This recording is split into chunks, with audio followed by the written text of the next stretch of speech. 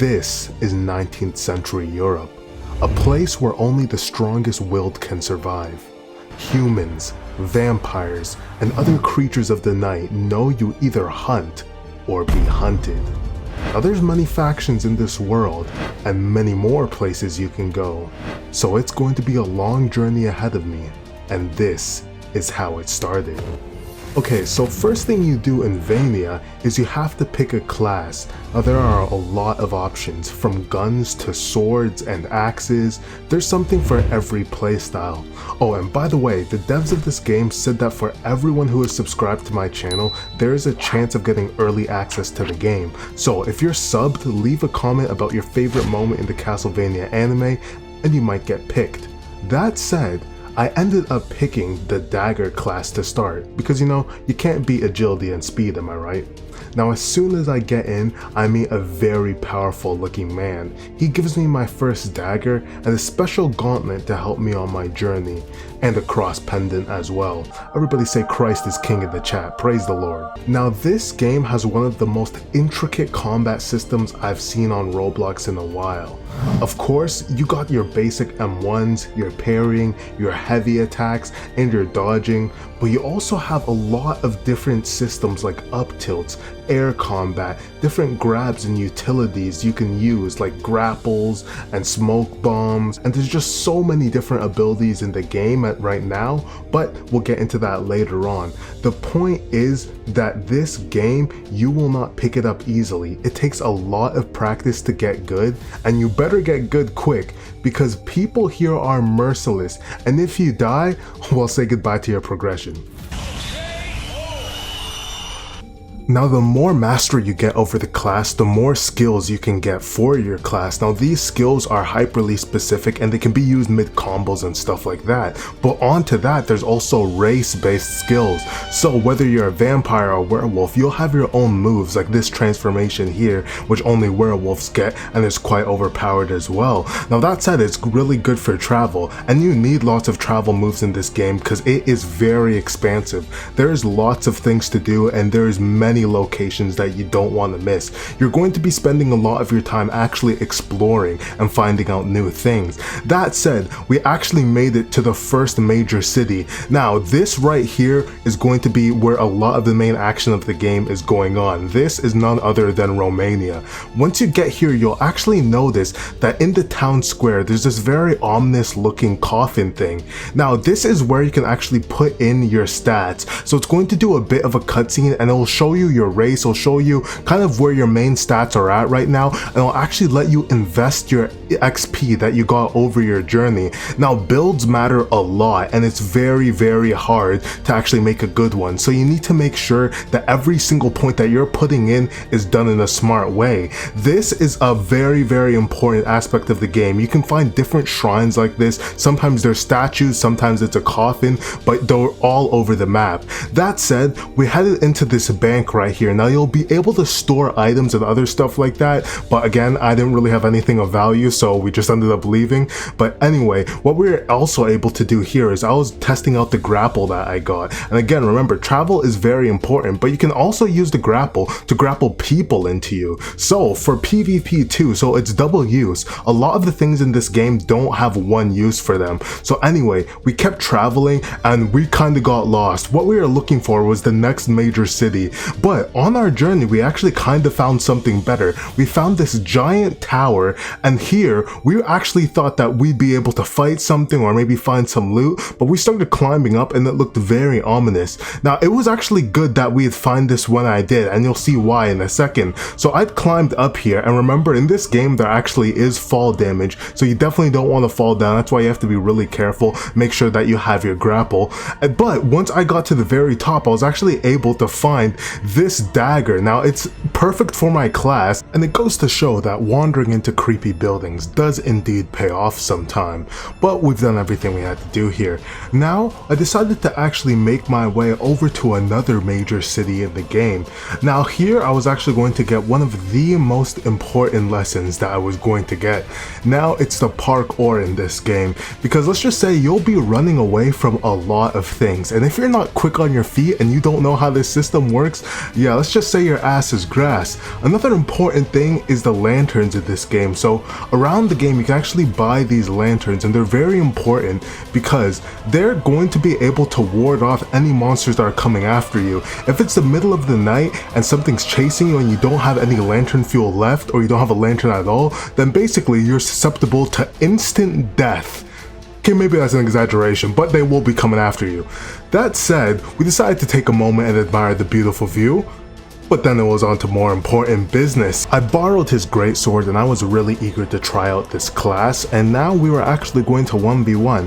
I was going to use the greatsword style and he was actually going to use dual pistols. Now unlike in most games, the dual pistols in this game are actually really good. Guns in general are actually really good. You can kind of just adopt a very turtle-like playstyle, and if you do that, it's really easy to win. Now you can also still parry with the pistols and everything like that. You can still use your skills and you can be close range fighter like that, or you can just back up and shoot at them. Either way, it's actually really fun and I like that about the game. But that said, the greatsword actually has iframes on its heavy hit, but the problem is most of the skills that I had such a long wind up time or startup that they're kind of hard to hit. But that said, even so, I kind of put him on the rope, so much so to the point where he had to activate his werewolf, and before he could fully transform, I was able to kill him. And it was about time that I got a win under my belt. But that said, he had actually switched over to the dual axes. These were much faster, obviously much more close range, and a lot harder for me to deal with a great axe. But the good thing about this game is that there is no infinite combos, which means that you can actually clutch, and also makes it a lot more skill based. Speaking of skills, there's actually really no skill spam in this game. If you skill spam, you're just gonna get perfect parried, and then you're going to get put into one of those. But even that said, the skills are still useful, and actually makes training rewarding. But how you actually use a lot of your skills besides the magic ones is you actually notice that every time I M1 him, you'll see that there's a blue bar in the top corner of the screen, and that bar has to be sufficiently filled to use your class skills. Now that said, this training actually did bear fruit because I'd gotten better mastery of my magic skills. As you can see there, I have a plethora of different ice abilities, and they're all gonna come in very handy.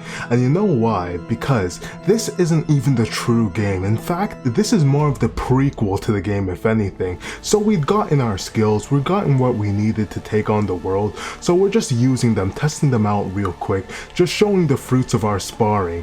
And then it was actually time to start what I'd like to say the real 19th century Europe experience. So we'd actually come across our first base. Now there is huge, and I mean huge, fortresses and stuff like that in this game, and if we couldn't even defeat this small encampment of outlaws, we'd stand no chance against that. So I'd equipped everything I needed to and I went right in. Now NPCs in this game are pretty smart, but these ones were pretty low level, so it wasn't too hard for me. I actually was able to test out a lot more of my skills and actually see how they fare against the PvE in this game, and it's pretty good. I also like that the NPCs also use a variety of weapons, so this one had like this little rifle looking thing. I was still able to hit them with all my moves because again, it's easier to hit these people than a person that's going to constantly be parrying everything, so it wasn't too bad. So we just started killing them all, and then it was time to clean up the camp. And look at the brutality of the grips in this game. You quite literally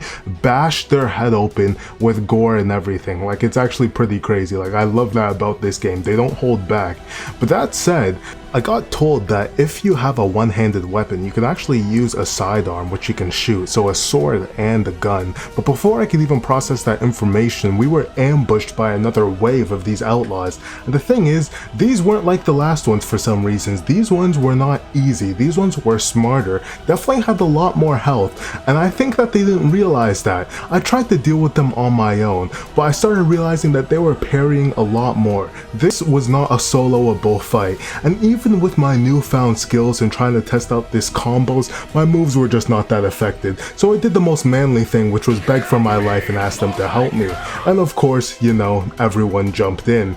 And that said, after that, it was pretty easy. Now these guys in this game, it's actually really nice because the way that you fight NPCs is basically exactly how you fight players, so your skill in both is actually going to translate. And I like that as well, that you don't really have to change your playstyle depending on who you're fighting. So when everything was said and done, it was time to get rid of the last bandits by executing them, and finally move on and claim our grand reward. So you get a chest with a few items after, and yeah, I kinda got that snaked from me. But that said, I remembered, who the hell is this guy? Why am I even sharing the loot? I have no idea where this person came from. They kinda just wandered in here, meandered into our party, and just started fighting with us. So of course I decided to kill him and said, hey, if I'm not gonna get any of the loot, I might as well take your stuff.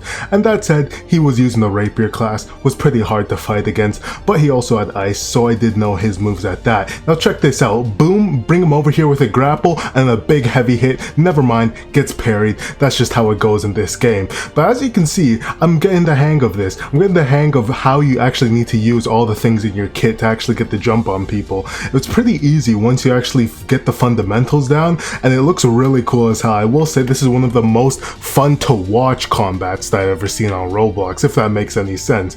That said, now it was time for me to finish him off with a very well-timed shard rain snipe, but then even more bandits come and all hell just breaks loose. I don't even know what was happening at this point. It was time to get out of here. This was clearly a lost cause. Yeah, I didn't know what to do at this point. So we actually decided to venture off into this very ominous cave.